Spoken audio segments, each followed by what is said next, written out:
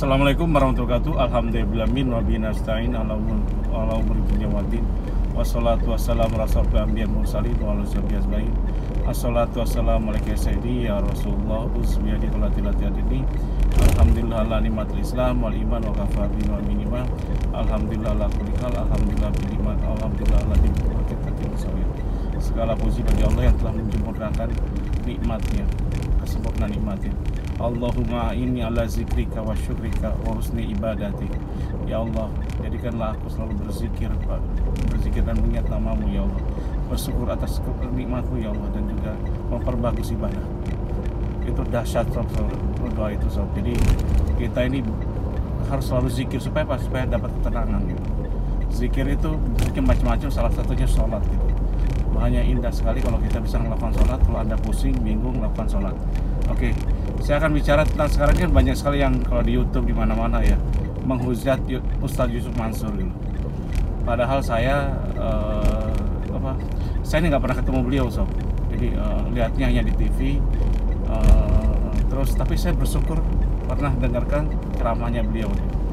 Beliau dengan ibadah, dengan sedekahnya, jurus sedekahnya, dan alhamdulillah saya ini sebelumnya pernah, mungkin saya di YouTube pernah cerita ya. Saya ini bangkrut sob, bangkrut tuh gini intinya, dan saya hampir diperkarakan di kepolisian. Kalau sekarang mungkin di kepolisian alhamdulillah udah transparan ya. Kalau dulu 15-20 tahun lalu susah sob, 15 tahun lalu gitu. Kadang-kadang dengan uang bisa aja kita dipermasalahkan dengan hal tertentu. Kenapa? Saya punya hutang dagang dengan supplier saya, mungkin di atas 500 jutaan lah gitu, dan itu bukan satu sob, banyak ya. Ketika saya bangkrut semua, bangkrut tuh gini, ketika seluruh aset saya kalau dijual saya masih punya hutang gitu. Zaman 15 tahun lalu itu masih 5M ke atas, sekarang mungkin di atas 10M gitu.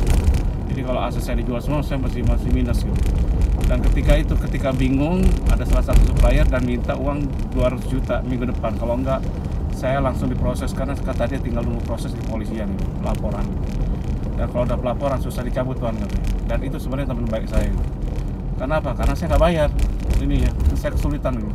Usaha saya hancur pokoknya udah.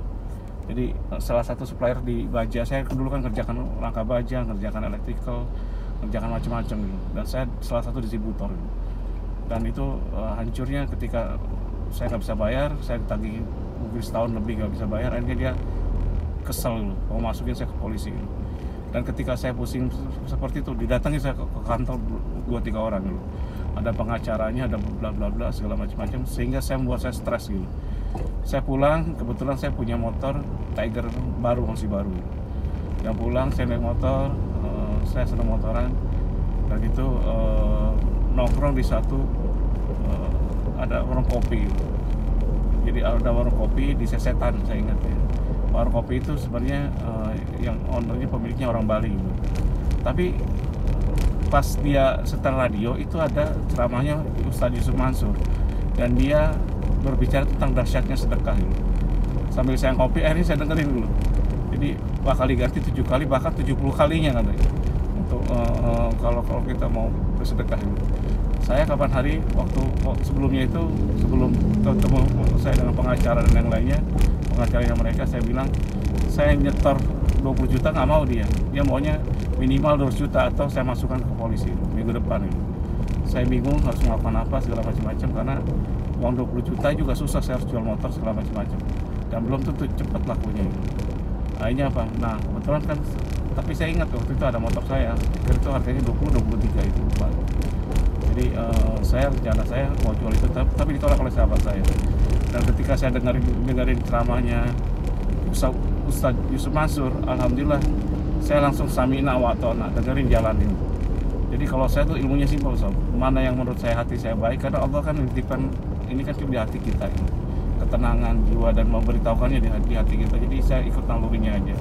Dan ketika apa yang saya dengar dari Ustadz Yusuf Mansur itu masuk logika imani saya, akhirnya saya putuskan ya udah, saya sumbangkan aja ini motor ini gitu.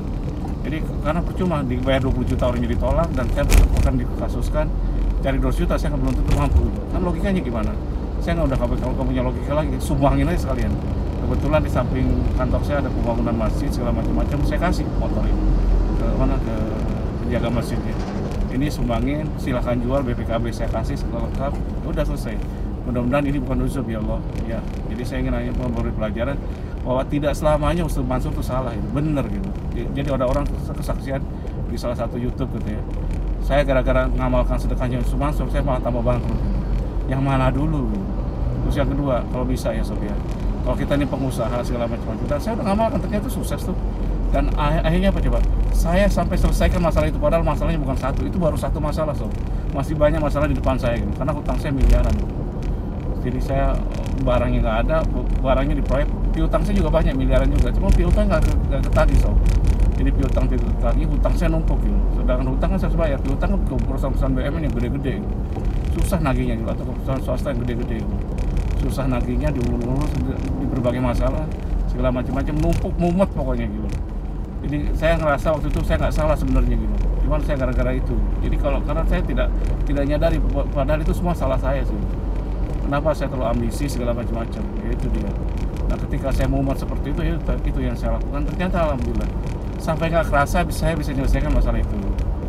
Solusinya ada sih, ada gitu. Beberapa solusi adalah ketika saya seperti itu segala macam-macam, saya negokan dengan mereka semua. Ketika Allah memberikan muka, yang pertama yang ada di dalam hati kita ketika kita melakukan niatnya pada Allah semua, alhamdulillah diberi ketenangan dulu Sob. Makanya zikirlah yang banyak ketika kita susah gitu.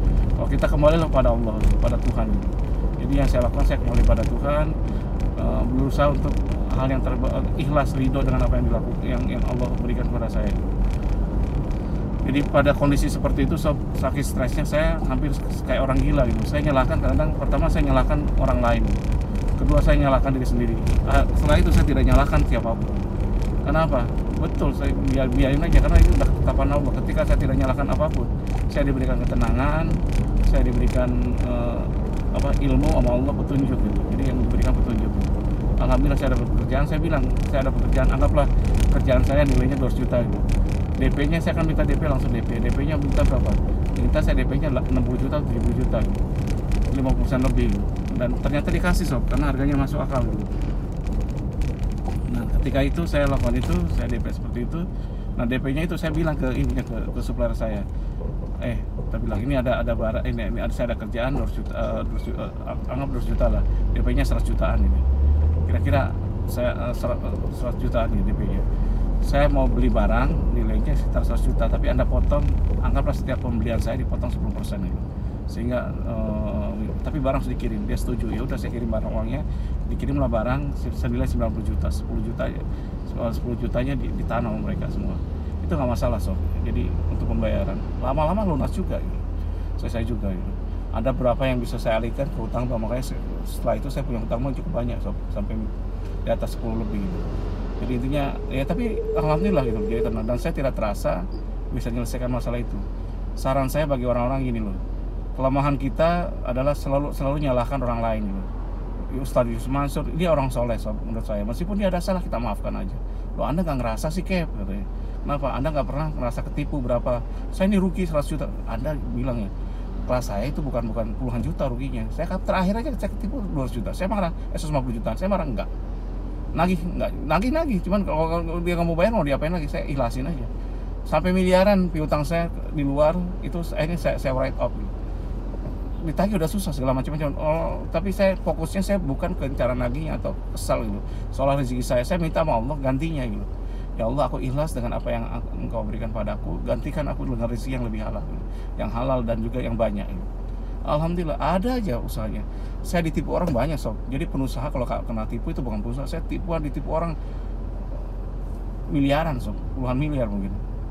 Ya udah biasa, ditipu bisnis, tipu segala. Yang malah ditipu saya juga selesai ada. Terakhir saya ada orang mau dilelang, saya bantuin. Saya mau jual rumah, rumahnya dijual, saya udah tutupin. Dia minta 2 juta, saya kasih. Ternyata apa? Ternyata uangnya diambil, dan ketika rumahnya laku gak dikembaliin saya gitu. Sahabat saya sendiri, kasihan, ya udah nggak apa-apa. Tapi ya udah, jadi saya lagi susah segala macam-macam, bla-bla, padahal dia masih ada mobil, tapi mobilnya dong sini saya ambil. Nggak mau dia, ini mobil orang katanya. Ya udah, kalau yang penting kita berusaha untuk nagih, kalau enggak ya udah saya ikhlasin. Kalau Anda merasa dirugikan oleh Yusuf Mansur, minta sama Allah, ya makasih. Saya malah sedih ada seorang pengusaha nasional yang benar-benar menjelek-jelekan Ustaz. Saya nggak ridho Sob. Kenapa? Saya mudah-mudahan ini adalah mudah-mudahan Ustaz Yusuf Mansur diberikan keberkahannya. Ini ketika Anda dihina, terima aja. Saya juga gitu, saya dihina di apa ketika saya bangkrut saya terima dan alhamdulillah hasilnya luar biasa gitu. Kalau salah saya banyak salahnya, kalau kurang banyak kurangnya. Wabillahi taufiq wal hidayah. Wassalamualaikum warahmatullahi wabarakatuh.